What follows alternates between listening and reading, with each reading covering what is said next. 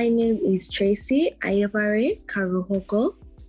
I am a second-year psychology student under the Faculty of Science, and I am running for the position of Women's Community Representative.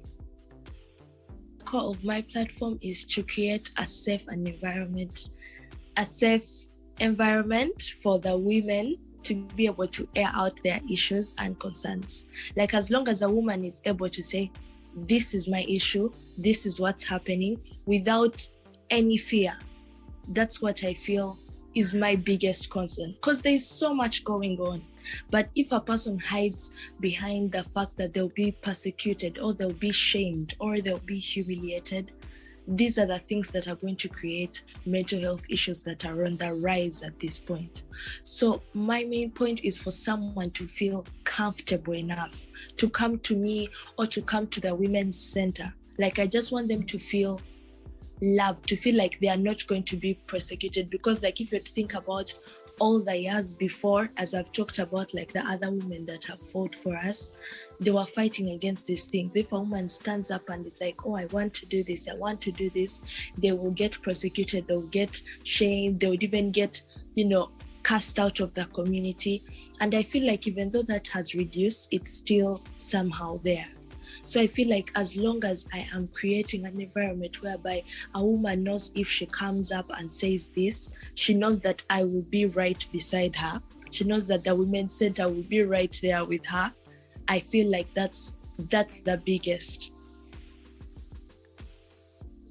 I feel like most times the students, even if it's not only the women, even the women themselves, they don't know how many resources are there for them on the campus. Like, when I first joined, I also had no idea, but there's so many things that could help very many different students. Like, some students suffer with mental health issues, they suffer with all these things, and obviously when you come here, they can be a bit too expensive.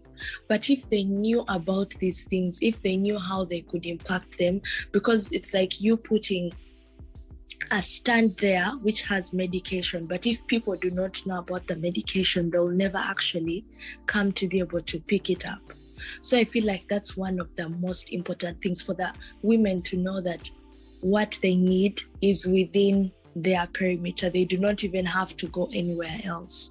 Because when myself, it took me a long while, but I eventually found one of these things right there. I feel like it starts with the mindset at a point. So I feel like instead of working only on the women's mindset, we can work on also the men's mindsets. Like, sometimes people have workshops, but like, for example, at the moment, if you're to find that all the biggest CEOs are men, and if they have that mindset of a woman cannot do this job, which means they will not be able to even give a woman a chance. So we cannot only change the mindset of the women, we have to change the mindset of the men too, so that they are able to work with us at the moment. So I feel like that's also one of the biggest things. Like, creating, if it's like a workshop, let it not only be for the women only, or it could be like, I wanted to do a workshop whereby everyone can see, and like I wanted it to be something like different women are doing these kinds of, they are showing off what they have been able to do. And that will not have a limit to only cooking. Women can do more than cooking. It could be her having made some battery. It could be her having done this. So I feel like when somebody sees how the community appreciates what they have done, they are enthusiastic to kind of come out and be like, oh, I want to do this. I would say ever since I was young, I've always had the thirst for leadership. Like, I do not like receiving. I prefer giving. Something like that. So like, ever since I was young, I would say we used to have class monitors. Yes, I was a class monitor. I would say I was a library prefect, and I have also been like a dormitory prefect. But then, like, one of the jobs that I really had that impacted my life so much was being an Interact president. So like, under Interact president, it's like under Rotary, but the the younger stage, right? For the high school, for the teenagers. And like under here is where I learned how to serve. It's how I learned how to give back, how I learned that what you give back comes back to you. Like what you're giving, it's like the energy you give off, it comes back to you. And it's also where I learned that as long as I'm making a change in someone's life, I am fulfilling why I was put on the earth. We should really prepare for is that human interaction.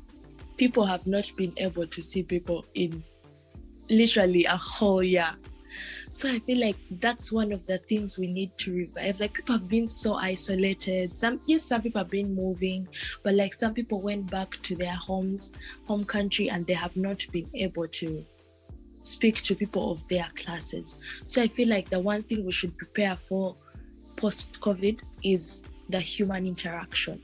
It could be like, making up all these workshops, or it could be in courses, because like, even though when you're doing courses online, it's a bit harder to make friends or to have a group whereby you can study with them and all these things, because you kind of can't see them.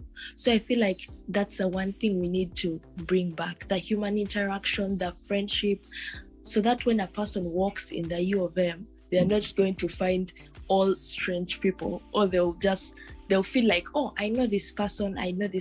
So I think that's one of the things for people to get in touch with their humanity, to get in touch with their friendships, with their relationships at school.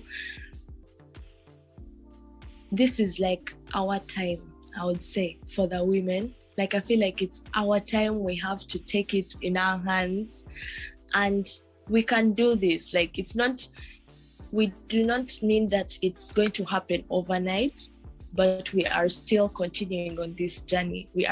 As long as we are crossing out things on our list, that's what we should be doing.